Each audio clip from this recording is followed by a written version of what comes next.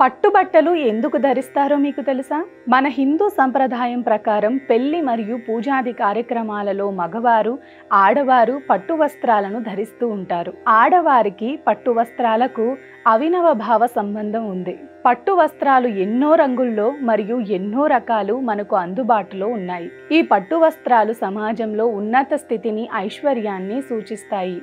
అయితే పట్టు వస్త్రాలను ధరించడానికి ఏమైనా కారణాలు ఉన్నాయా అంటే ఉన్నాయనే చెప్పాలి. ఆధునిక శాస్త్రం, ధర్మశాస్త్రం ప్రకారం ప్రతి ప్రాణి చుట్టూ ఆరా అనబడే సప్తవర్ణ కాంతి పుంజం ఉంటుంది.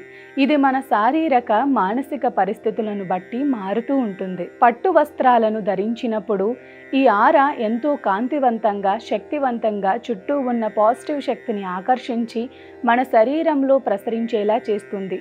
అందువల్ల పూజలు, వ్రతాలు చేసే సమయంలోనూ, గుడికి వెళ్ళే సమయంలోనూ పట్టు వస్త్రాలు ధరించాలని ఆడవారికి, మగవారికి చెప్పుతారు. ఏది ఏమైనా మన సంప్రదాయాలలో కనిపించని చాలా సైన్స్ దాగి ఉందని చెప్పవచ్చు.